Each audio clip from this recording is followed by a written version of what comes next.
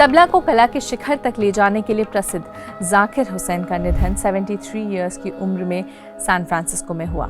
जाकिर हुसैन को contemporary music world movement का एक इम्पॉर्टेंट हिस्सा माना जाता है। उनकी लाजवाब तबला स्किल्स ने उन्हें पूरी दुनिया में फेमस किया।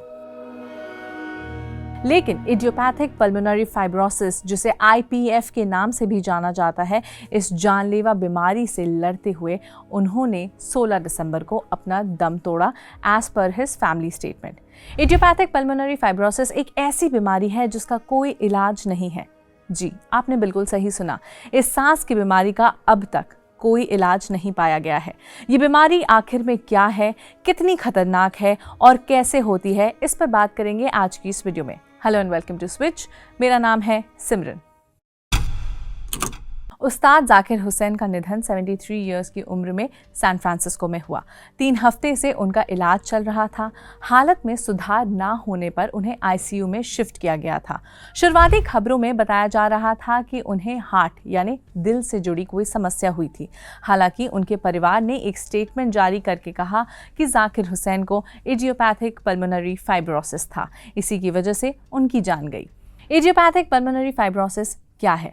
अमेरिका के national heart, lung and blood institute, जिसे NIH भी कहा जाता है, उसके अनुसार ये एक गंभीर क्रॉनिक लंग की बीमारी है जो फेफड़ों के एल्वियोली यानी छोटे छोटे हवा के पॉकेट्स के आसपास के टिश्यूज को प्रभावित करती है। ये तब होता है जब बिना किसी रीजन के लंग टिश्यूज मोटी और सख्त यानी हार्ड हो जाती है। समय के साथ साथ इन चेंजेस की वजह से लंग्स परमानेंटली स्कार्ड यानी लंग्स में निशान पड़ने लग जाते हैं, जिसे फाइब्रोसिस कहा जाता है, जिसकी वजह से सांस लेना मुश्किल होते जाता है। जो लोग स्मोकिंग करते हैं या जिनकी फैमिली में IPF का हिस्ट्री रहा है, उन्हें ये बीमारी होने का खतरा ज़्यादा होता है और ये खतरा उम्र के साथ साथ बढ़ते जाता है। चलिए जानते हैं कि IPF के कारण क्या क्या है। NIH के अनुसार लंग से टिश्यूज का डैमेज के बाद हीलिंग वाला जो साइकिल होता है, वो जब रुक जाता है तब स्कारिंग शुरू हो जाती है। वो IPF का कारण बन सकती है। ये अभी तक क्लियर नहीं है कि ये बदलाव क्यों होते हैं। IPF के सिम्टम्स क्या है? NIH के अनुसार IPF के सिम्टम्स में बहुत सारे रीजंस शामिल हैं, जैसे कि सांस की तकलीफ। शुरू में सिर्फ एक्टिविटी करने पर सांस लेने में दिक्कत होती है, पर समय के साथ साथ ये रेस्ट करते वक्त भी भारी लगने लगता है। सूखी खांसी, लगातार सूखी खांसी जो ठीक नहीं हो रही, ये एक बड़ा इंडिकेशन हो सकता है IPF का।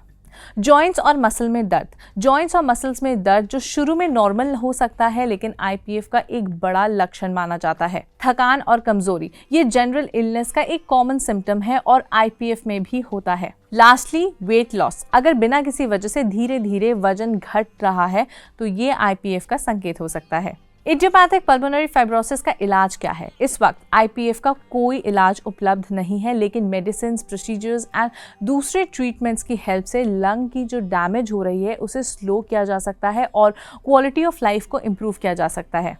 NIH के अनुसार कुछ दवाइयाँ अवेलेबल है मार्केट में जो लंग्स की फंक्शनिंग को सुधारने में मदद कर सकती है और अनएक्सपेक्टेड एक्यूट एग्जैस्परेशन से बचा सकती है। ऑक्सीजन थेरेपी सांस लेने की तकलीफ को कम करने के लिए और एक्सरसाइज की क्षमता को सुधारने में मदद करती है। थर्ड इज वेंटिलेटर सपोर्ट, सांस लेने में मदद करता है। लास्ट ऑप्शन सर्जरी होता है। कुछ लोगों के लिए लंग ट्रांसप्लांट एक ऑप्शन हो सकता है, लेकिन इन्फेक्शन और बॉडी द्वारा नए ऑर्गन का रिजेक्शन जैसे कॉम्प्लिकेशंस भी हो सकते हैं। ट्रांसप्लांट के बाद लोगों को जिंदगी भर दवाइयाँ लेनी पड़ेगी। To avoid such complicated disease, doctors lifestyle changes suggest करते हैं, लाइक स्मोकिंग छोड़ना, हेल्दी डाइट मेंटेन करना, रेगुलर एक्सरसाइज करना। काउंसलिंग और थेरेपी भी हेल्प करती है स्ट्रेस कम करने में। ये था सब कुछ इडियोपैथिक पल्मोनरी फाइब्रोसिस के बारे में, जिसकी वजह से तबला माइस्ट्रो जाकिर हुसैन का निधन हुआ। IPF से जुड़े अगर आपके कुछ सवाल या डाउट्स हैं तो हमें कमेंट्स में ज़रूर बताएं और देखते रहें स्विच।